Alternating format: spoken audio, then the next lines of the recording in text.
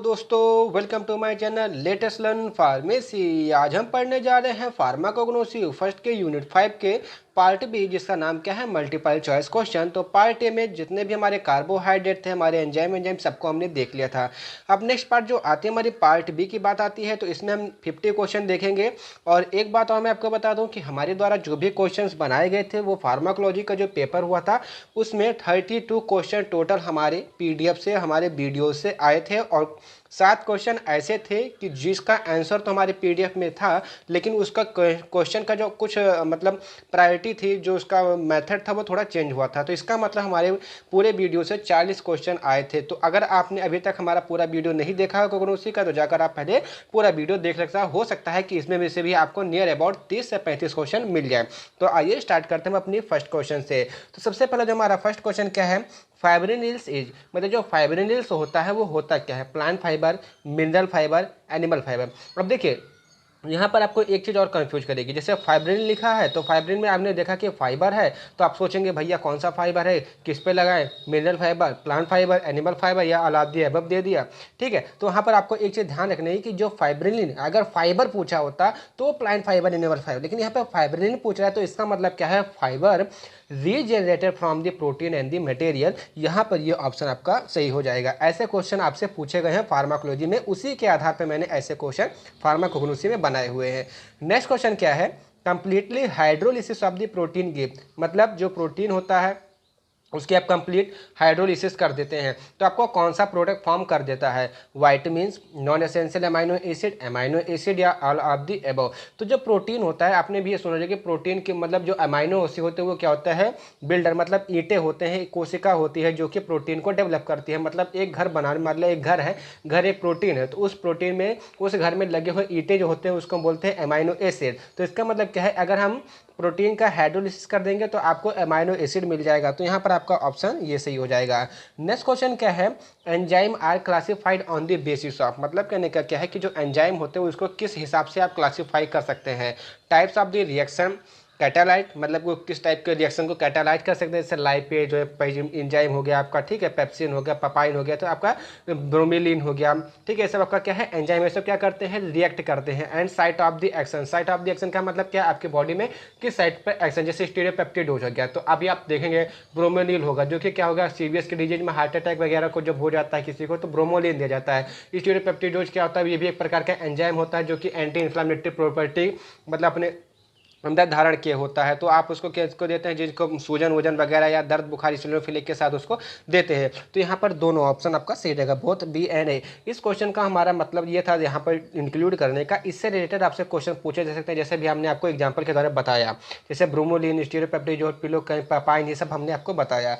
Next question क्या है, in the following option which is not an simple protein, कहने का मतलब क्या है कि इन ऑप्शन में से कौन सा एक ऑप्शन आता है जो कि सिंपल प्रोटीन नहीं है। देखो प्रोटीन दो प्रकार के होते हैं, एक सिंपल प्रोटीन होता है, एक कंजुगेटेड प्रोटीन होता है। तो क्या करना है आपको, केवल इतना ही नहीं, आपको पूरे प्रोटीन्स के नाम याद करने चाहिए कि कौन से सिंपल प्रोटीन है, कौन सी कोगुलेटेड प्रोटीन है। तो हिस्टोन, न्यूक्लियोप्रोटीन, स्क्लेरोप्रोटीन या ग्लूटामाइड, ठीक है। तो यहाँ पे कौन सा ऐसा है जो सिंपल प्रोटीन, तो सिंपल प्रोटीन की एक खास बात ये होती है कि उसमें लास्ट में प्रोटीन नहीं लगा होता, केवल एक एक्सेप्शन को छोड़ गए, कौन सा, जो स्टीरियो प्रोटीन्स होता है उसमें केवल प्रोटीन्स लगा होता है, बाकी जितने भी सिंपल प्रोटीन्स होते हैं उसमें प्रोटीन्स नहीं लगा होता है। तो इसका मतलब यहाँ पे जो न्यूक्लियो प्रोटीन, ये ऑप्शन आपका सही हो जाएगा। इसी टाइप से अगर और भी आके आपको प्रोटीन मिलते जाते हैं, बस सिल्वर प्रोटीन्स को छोड़ दीजिए, बाकी सारे आपके सिंपल प्रोटीन आ जाएंगे, और जिनमें प्रोटीन सब नहीं पाया जाएगा तो समझिए आप वहाँ पे सिंपल प्रोटीन वो हमारे कहलाएंगे। नेक्स्ट क्वेश्चन क्या है, जो रैनिन्स होता है, rennin is to cause the coagulation of the milk at which temperature, मतलब कहने का क्या, जो मिल्क कोगुलेट हो जाता है, कोगुलेट का मतलब क्या होता है, थक्का जम जाता है, जैसे पनीर फाड़ते हैं आप, ठीक है, तो वहाँ पे क्या होता है, कोगुलेट हो जाता है, छेना बनाते हैं तो वहाँ पे कोगुलेट हो जाता है। तो किस टेम्परेचर पर कोगुलेट होता है, 10 से 20 डिग्री सेंटीग्रेड पे, 0 से 10 पे, 37 से 43 पे, या 60 से 71 पे। तो आपने पास्चुरेशन पढ़ा होगा, तो पास्चुरेशन आपने 33 से 34 डिग्री सेंटीग्रेड के आधार पर पढ़ा है, 37 डिग्री के आधार पर पढ़ा है। तो इसका मतलब क्या है कि अगर हम मिल्क का प्रोडक्शन बढ़ाना चाहते हैं, उसको कोगुलेट करना चाहते हैं, तो उसको हम 37 से 43 डिग्री सेंटीग्रेड पे उसको हम क्या करेंगे, उसको टेम्परेचर देंगे और उसको हम हीट करेंगे। तो यहाँ पर आपका ऑप्शन क्या हो जाएगा, 37 डिग्री सेंटीग्रेड। इसका सबसे अच्छा एग्जाम्पल आप समझ सकते हैं कि जैसे जो खोया बनाया जाता है ना आपके घर में, खोया जिससे गुजिया बनती है, ठीक है, वो कोगुलेशन होता है मिल्क का, ठीक है। तो यहाँ पे आपका क्या हो जाएगा, 37 डिग्री से 43 डिग्री। ये हमारी होती है इंडस्ट्रियल फार्मेसी में, जैसे डेयरी प्रोडक्ट जो बनाया जाता है वो जो भी मतलब इंडस्ट्री लेवल पर बनती है। लेकिन जो हमारे घर में बनाया जाता है वो प्योर खोया होता है, ठीक है। तो वहाँ पे किसी भी रैनिन स्टर का यूज नहीं किया जाता है, डायरेक्ट उसको हीटिंग प्रोवाइड करा दी जाती है और हमारा वो दूध गाढ़ा होकर हमारा बन जाता है, इसीलिए हम कहते हैं कि वो हमारा शुद्ध होता है। नेक्स्ट क्वेश्चन क्या है, एमाइनेथेस, मतलब जो एमाइनेथेस है या एमिनाथस है वो क्या होता है, एबेस्टस होता है, फोलुसियर्थ होता है, टैल्क होता है या सोका होता है। जो एमाइनेथस है वो आपका क्या होता है, एबेस्टस टाइप का होता है, तो ये ऑप्शन आपका सही हो जाएगा, एबेस्टस। नेक्स्ट क्वेश्चन क्या है, the enzyme of citric acid cycle, जिसको आप टीसीएस साइकिल के नाम से भी जानते हैं, आर लोकेटेड, मतलब कहाँ पे लोकेटेड होते हैं आपके बॉडी में, उसका प्रोडक्शन जो उसका सिट्रिक एसिड साइकिल होती है, उसका जो साइकिलाइजेशन होता है वो कहाँ पर होता है, उसकी जो पूरी प्रोसेस रिएक्शंस होती है कहाँ पे होती है, माइटोकॉन्ड्रियल मैट्रिक्स में होती है, साइटोप्लाज्मा में होती है, या लीवर में होती है, या माइटोकॉन्ड्रियल मेडुला में होती है। तो जो हमारी सिट्रिक एसिड टीसीएस साइकिल जो होती है हमारी माइटोकॉन्ड्रिया में होती है, मैट्रिक्स के अंदर होती है, इसका मतलब ये ऑप्शन आपका सही हो जाएगा।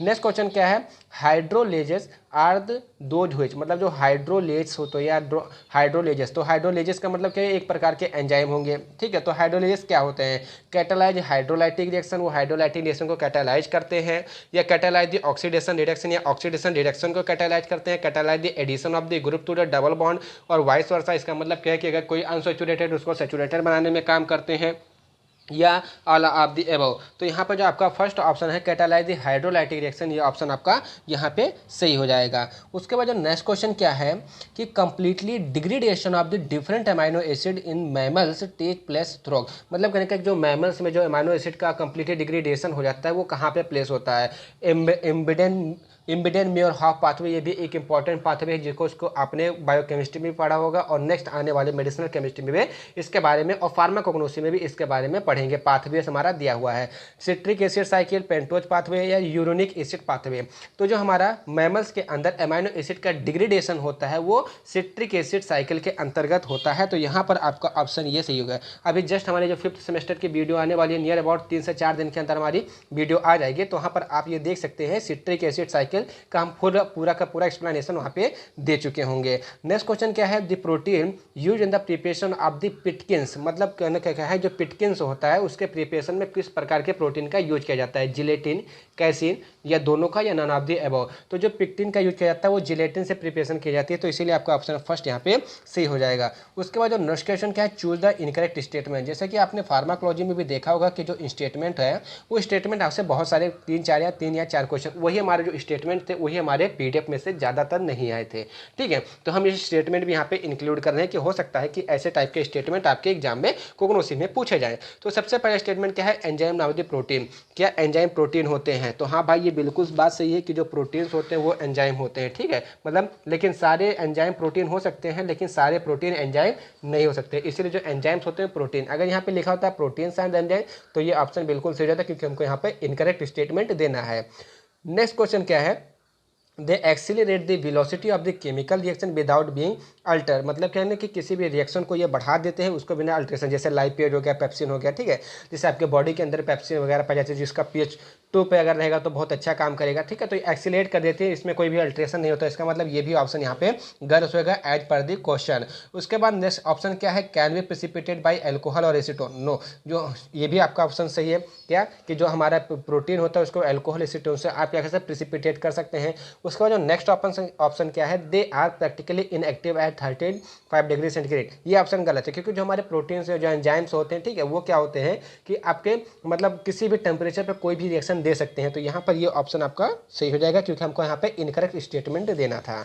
उसके बाद जो नेक्स्ट क्वेश्चन क्या है, tobacco mosaic virus is the example, मतलब जो टोबैको मोज़ेक वायरस होता है वो किसका एग्जाम्पल होता है, फास्फोप्रोटीन का, क्रोमोप्रोटीन्स का, न्यूक्लियोप्रोटीन का, या लिपोप्रोटीन का। जो टोबैको मोज़ेक वायरस होता है वो हमारा न्यूक्लियोप्रोटीन का एक सुटेबल एग्जाम्पल होता है, तो यहाँ पर आपका ऑप्शन थर्ड सही हो जाएगा। नेक्स्ट क्वेश्चन क्या है, haemoglobin and chlorophyll is the example of, मतलब जो आपके बॉडी में हीमोग्लोबिन पाया जाता है और जो प्लांट्स में, हमारी पत्तियों में जो क्लोरोफिल पाया जाता है उसका क्या एग्जाम्पल है, ये क्रोमोप्रोटीन होते हैं, लिपोप्रोटीन होते हैं, म्यूकोप्रोटीन होता है, न्यूक्लियोप्रोटीन होता है। तो यहाँ पर आप देख सकते हैं क्लोरोफिल और हीमोग्लोबिन का कुछ कलर होता है, ठीक है, तो जिसके वजह से हमारे क्या यहाँ पे क्रोमोप्रोटीन ही यहाँ पे रिस्पॉन्सिबल होता है। इसका मतलब ये आपका ऑप्शन फर्स्ट सही हो जाएगा।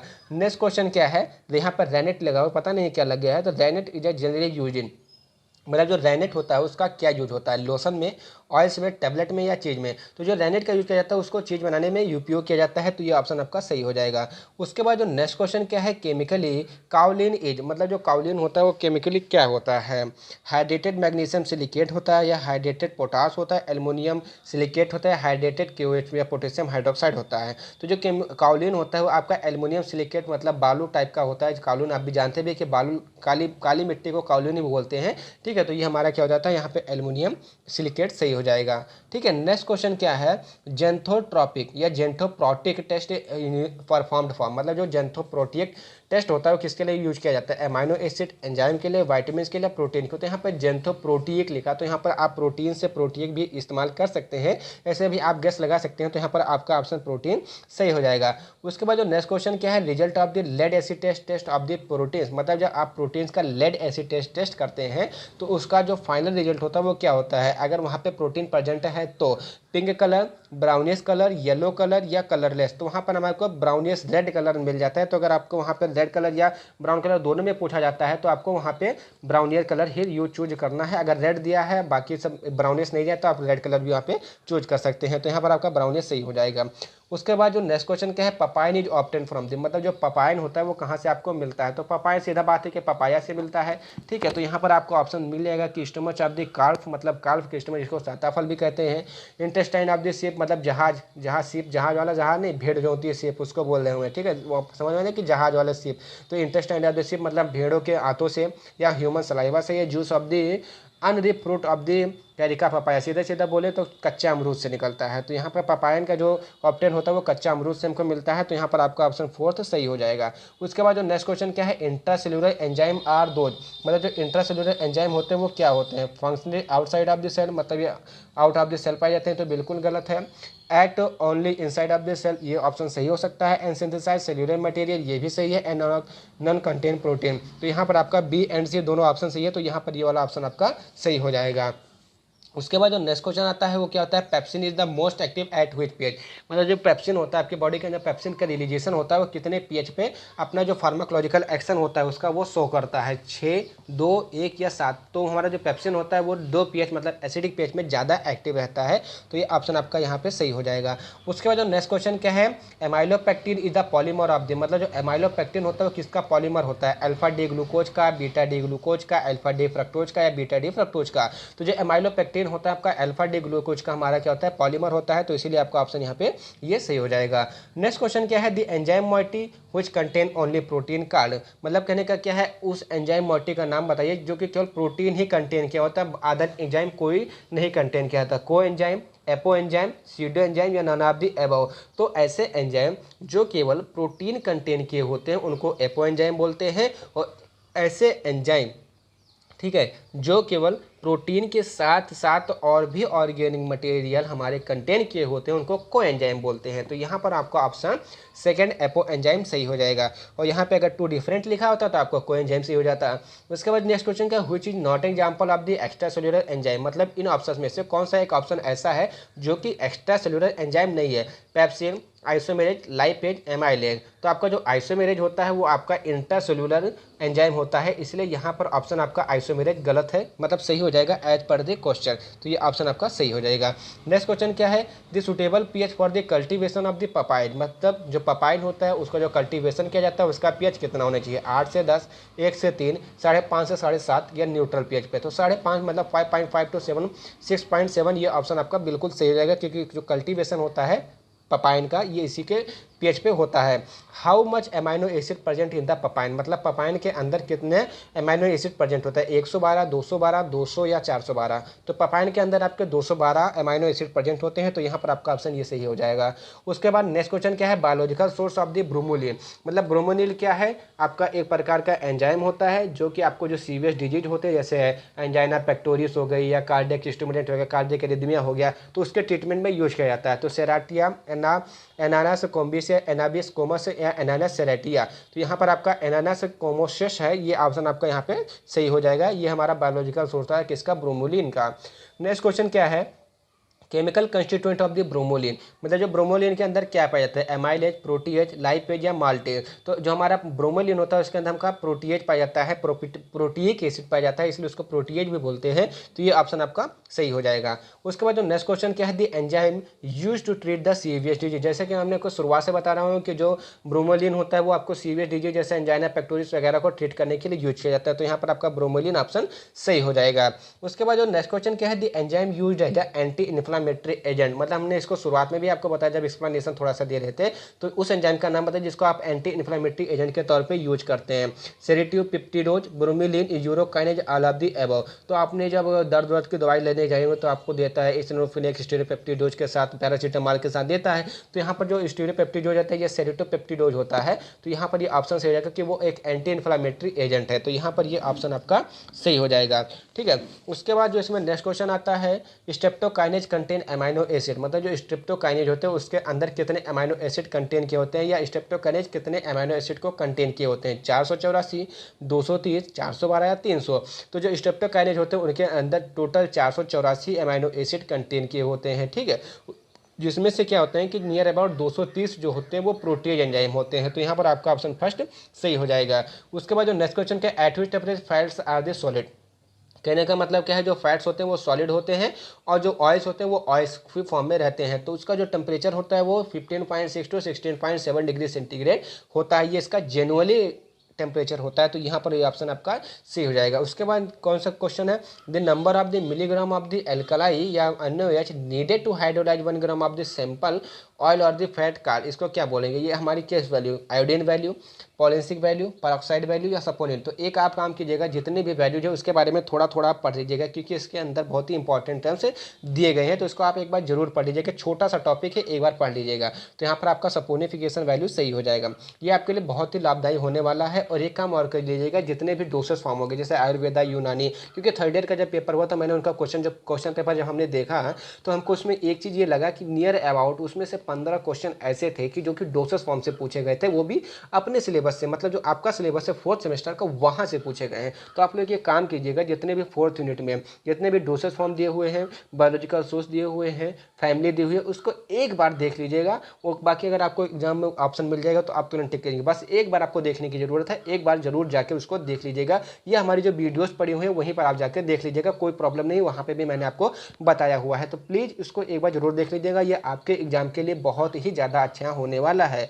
उसके बाद नेक्स्ट क्वेश्चन की बात करें तो हमारा नेक्स्ट क्वेश्चन क्या है, हिप्नोकार्पस ऑयल इज, मतलब जो हिप्नोकार्पस ऑयल होता है वो क्या होता है, हाइड्रस रूट फैट होता है या कोड लिवर ऑयल होता है या चालमुगरा ऑयल होता है या थियोब्रोमा ऑयल होता है। तो जो हिप्नोकार्पस ऑयल होता है उसको चालमुगरा ऑयल भी बोलते हैं। तो इसलिए यहाँ पर आपका ऑप्शन थर्ड ये सही हो जाएगा, चालमुगरा ऑयल। उसके बाद जो नेक्स्ट क्वेश्चन क्या है, biological source of the castor oil. जो कैस्टर ऑयल होता है उसका बायोलॉजिकल सोर्स क्या होता है, रिनीसियस कम्युनस या कम्युनस रिनीसियस या रिसिनस कॉम्यूनस या नन ऑफ द अबव। तो यहाँ पर आपका ऑप्शन जो थर्ड है रिसिनस कॉम्यूनस वो ऑप्शन सही रहेगा। उसकी जो फैमिली होती है यूफेबियासी होती है। तो यहाँ पर आपका ऑप्शन थर्ड सही हो जाएगा। नेक्स्ट क्वेश्चन क्या है, ग्राउंडनट ऑयल एज, मतलब जो ग्राउंडनट ऑयल होता है वो क्या होता है, कैस्टर ऑयल होता है, आर्चिस ऑयल होता है, सीसम ऑयल होता है या चिनोपोडियम ऑयल होता है। तो यहाँ पर वो हमारा क्या होता है, जो ग्राउंडनट ऑयल उसको हम आर्चिस ऑयल के नाम से भी जानते हैं। उसके बाद जो नेक्स्ट क्वेश्चन क्या है, which of the following is not present in the Archies oil, मतलब कौन सा ऐसा ऑप्शन या कौन सा ऐसा एक ऑयल है या एसिड है जो कि आर्चिस ऑयल में प्रेजेंट नहीं होता, oleic acid, linoleic acid, palmitic acid या एजमालिन। तो जो एजमालिन होता है वो हमारे आर्चिस ऑयल में प्रेजेंट नहीं होता है, इसलिए ऑप्शन आपका यहाँ पे सही हो जाएगा।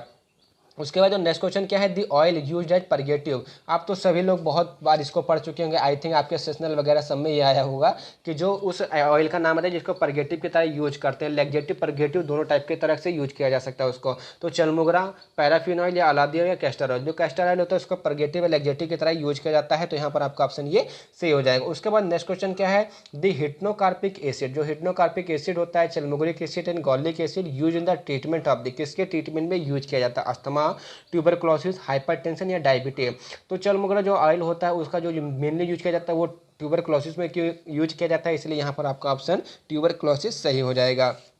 उसके बाद जो इसमें नेक्स्ट क्वेश्चन क्या आता है, the following oil containing cyclopentyl ring, मतलब इन ऑयल में से एक ऑयल ऐसा बताइए जिसमें कि साइक्लोपेंटाइल रिंग प्रेजेंट होती है। Chaulmoogra oil, castor oil, wool fatty oil of the above. तो यहाँ जो हमारा चाल मोगरा ऑयल होता है वो साइक्लोपेंटाइल की हेटेरोसाइक्लिक रिंग कंटेन किया होता है, इसलिए यहाँ पर आपका ऑप्शन ये सही हो जाएगा। ठीक है, उसके बाद नेक्स्ट क्वेश्चन क्या है, biological source of the wool fat, मतलब जो वुल फैट होता है उसका जो बायोलॉजिकल सोर्स क्या होता है, एपिस डोरमेटा, ओवियस एराइड, ओवियस डोरमोटा या नन ऑफ द एबव। तो जो ओवियस एराइड होता है जिसकी फैमिली क्या होती है, बोविडाई होती है, यहाँ पर आपका ऑप्शन सही हो जाएगा। ठीक है, उसके बाद जो नेक्स्ट क्वेश्चन क्या है, chemical constituent of the wool fat, मतलब जो वोल फैट होते हैं उसमें कौन से केमिकल पाए जाते हैं, कोलेस्ट्रॉल, नेलो या लेनोपाल्मिटिक एसिड या कार्बोनिलिक एसिड या ऑल ऑफ द एबव। तो यहाँ पे सारे पाए जाते हैं, कोलेस्ट्रॉल भी, लेनोपाल्मिटिक एसिड एंड कार्बोनिलिक एसिड, ये सारे हमारे पाए जाते हैं, यहाँ पर all of the above answer सही हो जाएगा। उसके बाद जो नेक्स्ट क्वेश्चन क्या है, बायोलॉजिकल सोर्स ऑफ द सेरा फ्लेवा, वो जो सेरा फ्लेवा होता है उसका मतलब बायोलॉजिकल सोर्स क्या होता है, एपिस मेलिफेरा,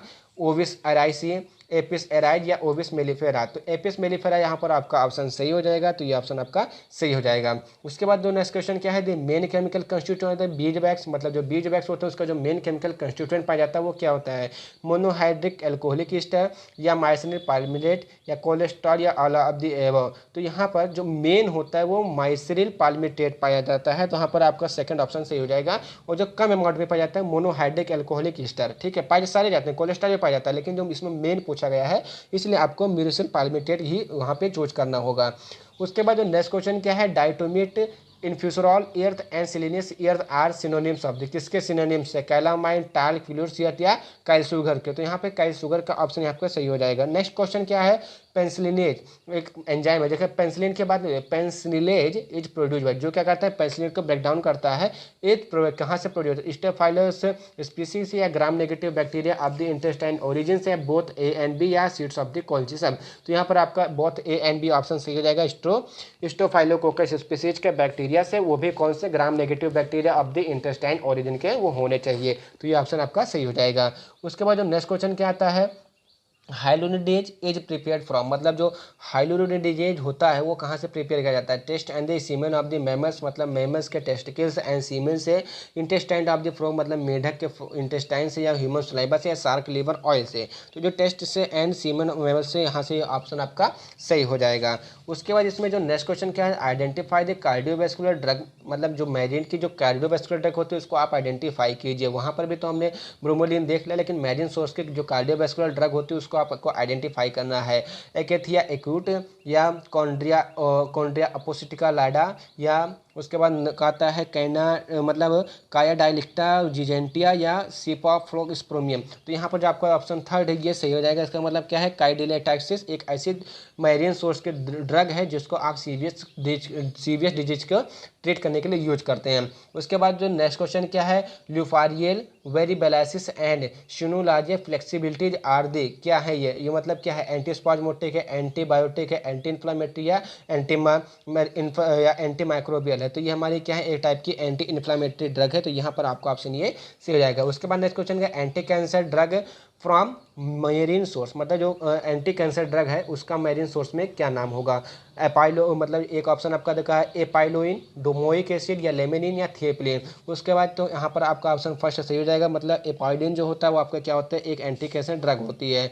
उसके बाद जो नेक्स्ट क्वेश्चन आता है क्या है, anthelmintic drug from the marine source, मतलब जो ड्रग मेरीन सोर्स से जो ड्रग मिलती है एंथेल्मिक ड्रग, वो उसका क्या एग्जाम्पल है, kainic acid, ara A, domoic acid, all of the above. तो इस क्वेश्चन का आंसर आप कमेंट बॉक्स में जरूर दीजिएगा, इसका आंसर पीडीएफ में इंक्लूड करके भेज दिया जाएगा। तो thank you for watching the video from the latest learn pharmacy. अगर आपको वीडियो सही लगा हो तो वीडियो आप शेयर कर दीजिएगा, लाइक कर दीजिएगा, चैनल को सब्सक्राइब कर दीजिएगा, बाकी अपना साथ हमको जरूर दीजिएगा। Thank you for watching the video from the latest learn pharmacy. 15 number question का आपको आंसर आपको कमेंट बॉक्स में देना है, मैंने आपको एक इंडिकेशन दे दिया है, वही सही होगा। तो आप एक काम कीजिएगा, कमेंट बॉक्स में कमेंट कर दीजिएगा। Thank you for